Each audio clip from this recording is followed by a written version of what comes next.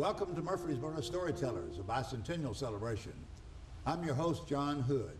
Our city is celebrating its 200th birthday, and each month of this over-year-long celebration has a theme to showcase everything that's made Murfreesboro so special. Over the next several months, our program will cover a variety of topics, from our work to our music to so much more. This month, the theme for the Bicentennial is about our military. And our guests today are Lieutenant Colonel Farrell Cast, who is Department Chair, Military Science at Middle Tennessee State University. Thank you. Colonel, good to have you. Thank you. Gib Backlund, who is Chief of Operations at Stones River National Battlefield. Gib, welcome. Thanks. Dr. Derek Frisbee, Associate Professor of History at Middle Tennessee State University, a Marine veteran, a veteran of Operation Desert Storm. Welcome. Thank you, John. And finally, Don Witherspoon, a community volunteer, an MTSU graduate, a veteran of Vietnam, and a Marine veteran as well, and a distinguished alumnus of Middle Tennessee State University. Derek Frisbee, our county and our city of Murfreesboro have quite a military history. How far back does it trace? Our community was really founded in military history. This area was once Revolutionary War land grants from the state of North Carolina. And the Lytle family, through inheritance, got those land grants and founded what would become the city of Murfreesboro. And throughout our last 200 years, we've been instrumental. The military's been instrumental in our community evolution. And so it's a very important part of our community, and I think that's demonstrated in not only our history, but in the people that we've produced. And Gib Backlund is here from Stones River National Battlefield. Gib, certainly Stones River Battlefield traces back into the history of Murfreesboro. Right. The Civil War was about 150 years ago, and there were actually 3 battles right here in Murfreesboro. The Forest Raid in July 1862, where he captured the courthouse briefly from the Union Army, and then the big battle of Stones River, which was December 1862, January 1863, and then another battle that not many people know about, the battle, what we refer to as the Battle of the Cedars, which was in December 1864, just prior to the Battle of Nashville, which really ended the Confederate Army in the West, really destroyed the Confederate Army in the West. What's the typical annual visitor total to Stones River? At Stones River National Battlefield, which is a unit of the National Park Service, we have about 200,000 visitors a year. Very much a part of our tourism industry here in the community. Gib, what's your term of service with the Park Service? Well, I've been working for the National Park Service since 1975, I guess, with some seasonal time, be about 34 years. And you've been at the Stones River Battlefield? Been here for 20 years, so 20 a little years. more than half of my time with Park Service here. Very good. Colonel Cast is the Department Chair for Military Science at MTSU. Colonel, tell us your military experience, personally. Well, I've been in the Army, enlisted and officer for 32 years. I've served in all 3 components of the Army, whether it be Guard, Reserve, or active duty. Currently, of course, an active duty officer here. And like I said, running the Military Science Department here at MTSU. And the Military Science ROTC program has been very much a part of MTSU since early 50s? Yes, sir. 1950 was when they established it here. The big event during the early 50s was the fact that Forest Hall was completed in 1954, and that's where we've had military science, Army ROTC since then. ROTC for a period was also mandatory for 2 years during your college years, especially during the Vietnam War. That ended with the draft in 1973. And the reason why I mention that is we had some pretty large numbers back then. You had up to about 1,500 cadets at that time, whereas now we're about 150. Would you have an idea of the total number have gone through the program since its beginning? Yes, we've commissioned approximately 1,500, 1,600 Army officers.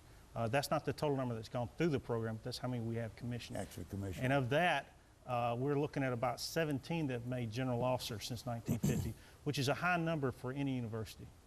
And many of them come back, I know, for the Veterans Observance every November and Yes, sir. visit the Yes, sir, and that's a alma big event that's not just an MTSU event. It's led by the athletic department there, but it's also something that is a Murfreesboro and Rutherford County event that everyone should really be proud of. It's a great event to honor the military and veterans. Colonel Cass, you say we have at least 1 or 2 lieutenant generals and no 4 Yes. stars yet. There's never, not that I can find as a 4-star, but there's been, I believe, a Lieutenant General Stosser, 3-star. The one that's still serving now is Bill Phillips, Lieutenant General Bill Phillips, who is Director of Acquisitions for the Army in Washington, D.C. Graduated with an Ag Science degree, I think around 1976 or so. Is the building next to Forest Hall? It's kind of got the oval kind of roof. Was that once an airplane hangar? Yes, that's an old Piper Cub hangar. We call it the ROTC Annex now. What we have inside of it is, right now, the biggest item is our engagement skills trainer, which is our simulator for rifle fire. We can simulate any range in America, any Army range. We can also have scenario-driven shooting as well, and it's completely safe. It's all pretty well done. Many people don't realize that the Murfreesboro Airport was once on the MTSU campus Yes. in that general area there, Yes. and before moving out on Memorial Boulevard, where it's located now. I can remember as a student in the 60s that at the time, for your first 2 years of college, all the male students went through the basic ROTC program. We had a semester of history, among other things. We all had uniforms. We went out on a parade deck across from Forest Hall, which I guess now is where Tucker Theater is, and that complex is now. Yes. And you can look through the annuals and see pictures of company after company of male students, performing the ROTC. First two years, were compulsory at the time. Did you go through the whole program in just I did the not. 2 years? I was involved in a commissioning program through the Marine Corps. I went through those 2 years, and then I went to OCS in the Marine Corps and got a Marine commission on graduation. I graduated in 1964, and there were 2 Marines in that graduating class, along with about 20, 25 Army personnel. Don, you're serving this year as the chairperson for the March observance. I am. Mayor honoring Bragg our military. asked me to become involved in that. He tells a funny story about the naming of the month. It was originally, according to Parks and Recreation, going to be called Our Soldiers to celebrate during March. I reminded him that he would be leaving out the Marines, the Air Force, the Coast Guard, the Army. Absolutely. Would certainly have been included, but a few of us would have taken exceptions to that. My apologies, Colonel. Tell us about your career in the Marines. Your I was service in commissioned the in 1964, went to Quantico, Virginia for 6 months, and then joined the 1st Marine Division in California about the time the last units in that division were going overseas. Left Long Beach, California aboard a World War II transport ship that we weren't sure was going to make it across the ocean, but waved goodbye to my wife, Hannah. She stood on the pier and watched the ship disappear in the sunset, just like in the movies. And I was in Vietnam in 1965, 1966. We went in country January 28, 29, something like that, of 66. It was rumored that we scheduled this operation because we all would get combat pay, the $65 that we would get, and so they scheduled it just at the end of the month, but I'm not sure if that's true or not. But for anyone who's ever been aboard a ship, they would understand that this scenario, the seas were so rough. We actually went in World War II vintage papa boats. The seas were so rough, at one swell you could step across the ship into the papa boat. At the other swell, it's about 20 feet below you. It was considered to be the largest amphibious assault since Inchon in Korea, and probably the last one in history, I guess, Derek. I don't think there's been an amphibious across the beach assault like that, since. Marines at the time were involved in the theater called Northern area, around Da Nang, Chu Lai, and that area. Vietnam was just really kind of getting started when our unit got there, but obviously, got pretty serious later on. I served with the 3rd Battalion, 1st Marines. We had a reinforced battalion of about 1,300 people, and we lost either killed or wounded about 650 out of that group. What was your length of service in the Marines? I was in active duty for 3 years and inactive for 6 years. I see. Very good. Derek Frisbee, Associate Professor of History at MTSU, an MTSU graduate, and quite an authority on the history of the military. In this community, at least. The history of the military, as I said earlier, has been integral to our evolution as a community. It goes all the way back to our founding, and particularly in the Civil War period. think that really called attention to our area. One of the largest battles fought in the Western Theater, certainly one of the most bloodiest, or certainly one of the bloodiest, battles fought here, and very important in sort of changing the objectives of the war from a war to preserve the Union to a war to free the slaves. But in the Reconstruction period, like many communities in the South, Murfreesboro struggled, continued to try to find some sort of traction to get its economy and society moving again. I think in the early part of the 20th century, particularly with the formation of the normal school here, and later with the beginning of World War I, our community began to really come into its own, to become sort of the arsenal of democracy, as they would say in World War II. I know that in World War I, we trained, some students trained at least as machine gunners to go overseas. We know that we lost 5 MTSU servicemen in the Great War. In World War I. In World War I. And one of the more interesting stories about Armistice Day, what is currently today Veterans Day, on November 11th, 1918, was that once news came out of the surrender, the armistice, that people filled the town square here in Murfreesboro, and that they put barrels of apples on each corner of the square for people to partake of, and shopkeepers closed. And I believe it was Bell's Jewelers, according to the story, put a German doll in their window, sort of in a reclining pose, with buffalo nickels on his eyes. I see. The Bell Jewelers used to be located on the north side of the square, right? And of course, World War II began a decade or so later, and Murfreesboro again mobilized very quickly for this. We were putting troops into training even before Pearl Harbor. Back in September and October, we had units that were formed and left for training. And Murfreesboro, like many towns in the mid-state area, became sort of the center of the Second Army maneuvers, included George Patton. And Going back to the early training, is that when the Home Guard was called up and mobilized? Yes, it was a field artillery unit. That was one of the first units called up, and then they formed various other units, including one unit composed of people who were ineligible for service in the draft.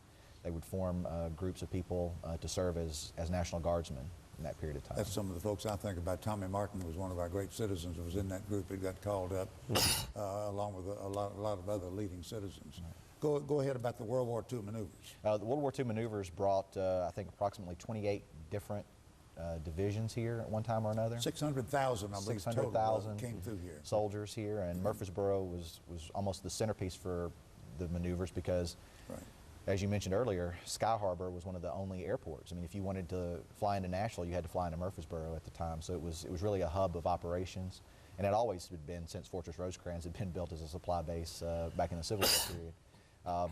But we trained the Rangers that scaled Point de Hoc at Normandy beaches, as well as Patton's armored divisions. And the reason for that, and the reason for the intensive training here, was that the terrain of Middle Tennessee was so familiar to that of very Western much like Europe. Western Europe, right?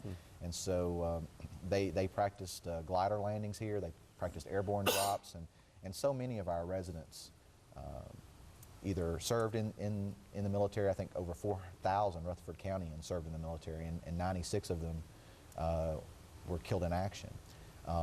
And what most people don't realize is that there were 266 servicemen killed in training accidents here in Middle Tennessee. So it was quite an extensive operation they had going here. And at one point during World War II, for the citizens of the community, they brought a Japanese midget sub that had been captured to the town square for a war bond rally. That's one of Shackley's famous pictures. One of Shackley's famous pictures.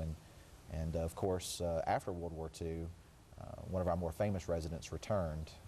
Douglas MacArthur's wife, Jean Faircloth, returned with her husband in tow. April 30th, 1951. 1951. And going back to the maneuvers, I remember being awakened when I lived on North Church Street to a battle going on in our front yard with the blue and the reds.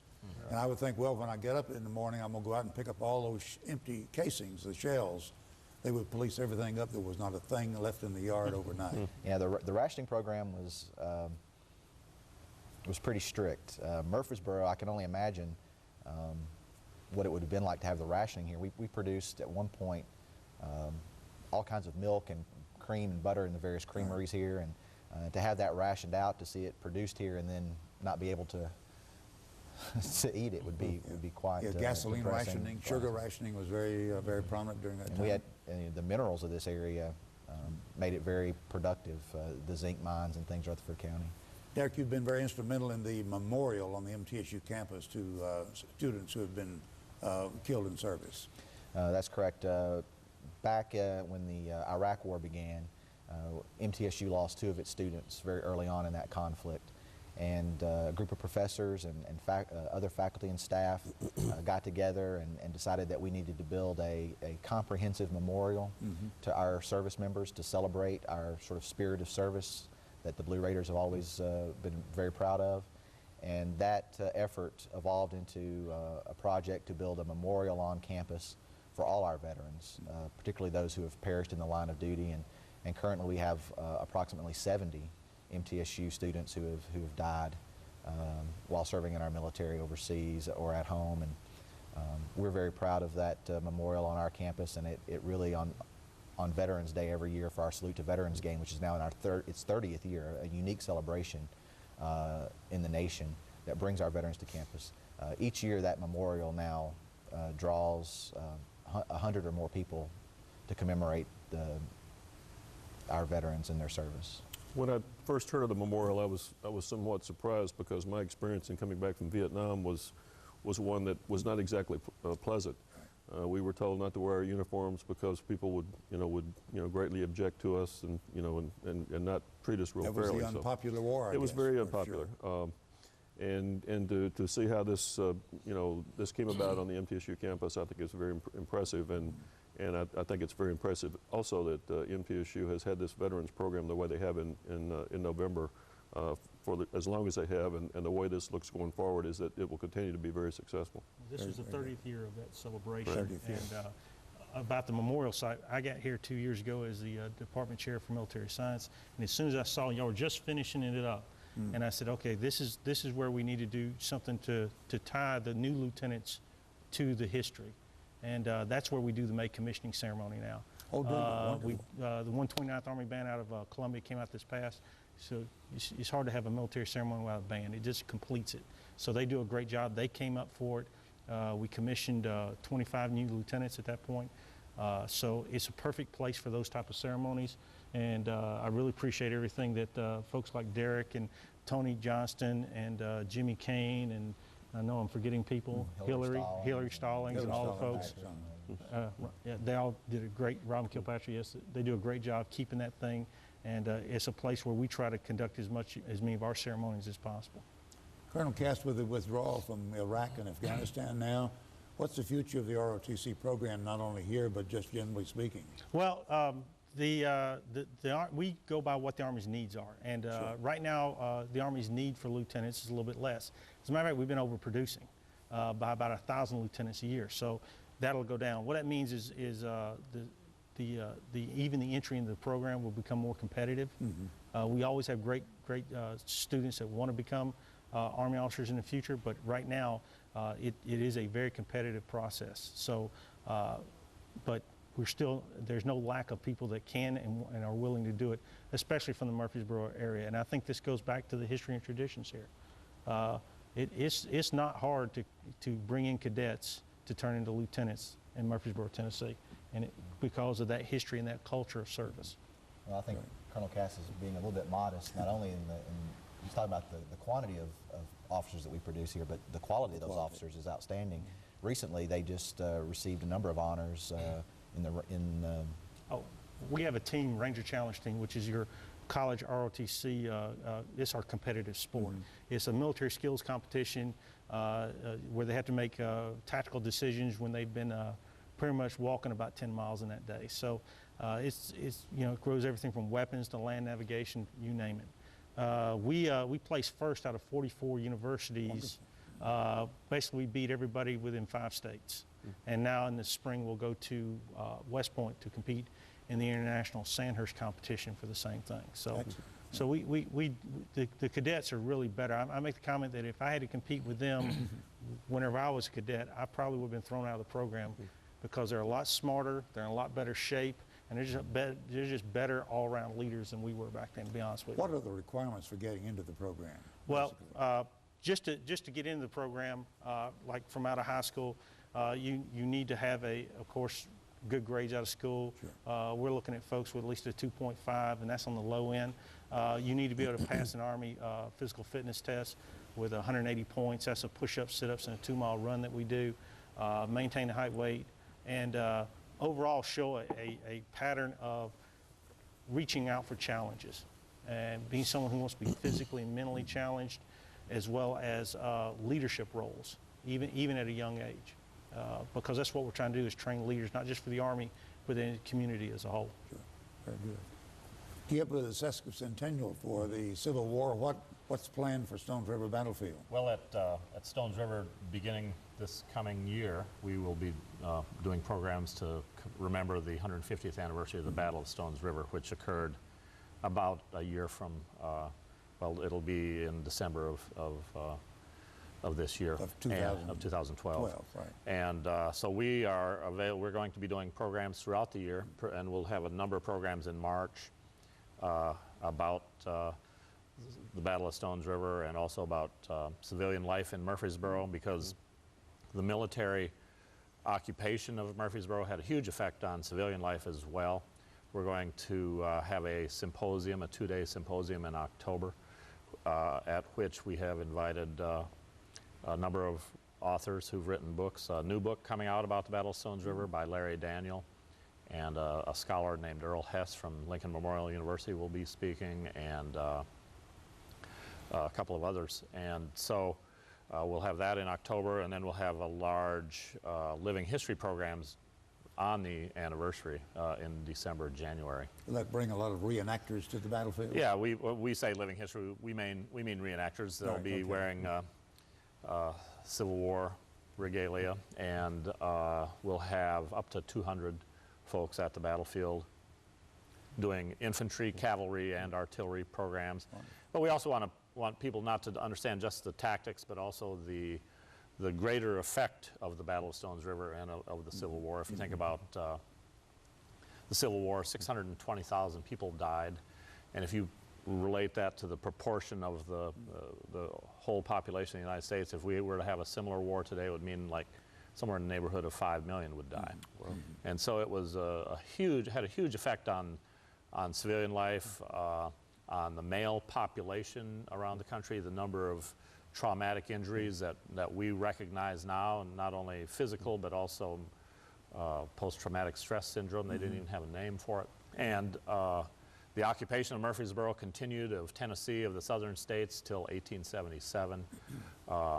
The veterans of the Civil War, you can imagine, there was a young man from Tennessee, or from Murfreesboro rather, at age 18, named Richardson, who joined in 1861 and was wounded later on at Resaca in Georgia. Entered the state legislature a few years later, and went into Congress in 1885, served for 20 years. In the 1890s, there was imagine all of these Civil War veterans entering positions of power throughout the country, and many, many members of Congress had served as Civil War soldiers. And so they, in the 1890s, were looking back 25 years and thinking about their service, and started to set aside battlefields. Chickamauga was the first. Stones River got bypassed at first because it was the same two armies that fought at Chickamauga. But then later on in 1927, there was still an impulse to set aside these important places, and Stones River National Battlefield was set aside in 1927. So. You mentioned Richardson. I believe this was an ancestor of Jim Rich Roberts that lives in Murfreesboro today. Yeah, who was on the show several months ago. One of our earlier programs. Right. Was the Battle of Stones River really the bloodiest battle of the Civil War? We've always called it that. It was a bloody battle. It was, in terms of casualties, it was the highest rate of casualties of any major battle in the Civil War, except for the Confederates at Gettysburg. So the Union troops, if you fought at Stones River and you were a Union soldier, your chances of being killed, wounded, or captured were greater than any other battle in the Civil War. I'd heard that same statement made about the Battle of Chickamauga when I was in Chattanooga one time for a meeting. Well, so we all say that this is the most significant battlefield in the Civil War. That's the right term. But Stones River really was. Yes. You know, the Army marched out of Nashville and never looked back. They fought here, the Union Army fought here, and then went on to Chattanooga, to Atlanta, and to the sea. So this was really the beginning of that drive that divided the heartland of the Confederacy. I never doubted the claim, just wanted you to reaffirm it. Right. I wanted to mention, John, Don, tell us about March and some things you have planned. First of all, the activities at Stones River Battlefield in March are in the process of being put up on the Murfreesboro website, Good. the City of Murfreesboro website, Good. as are the other activities for the Bicentennial celebration. One of the issues, and we appreciate being on here to publicize this, but one of the issues is getting the word out. Right. And so we're asking churches, civic clubs, anyone that has a gathering to communicate what's going on. Look at the website. The website is murfreesborotn.gov, I believe it is. Right. And again, to emphasize particularly March for the military, but of course the other months where the other activities are going on. But one of the events that we have scheduled, we have in fact, you know this well, we have an impersonator for President Madison, who was the president at the time that Murfreesboro was formed.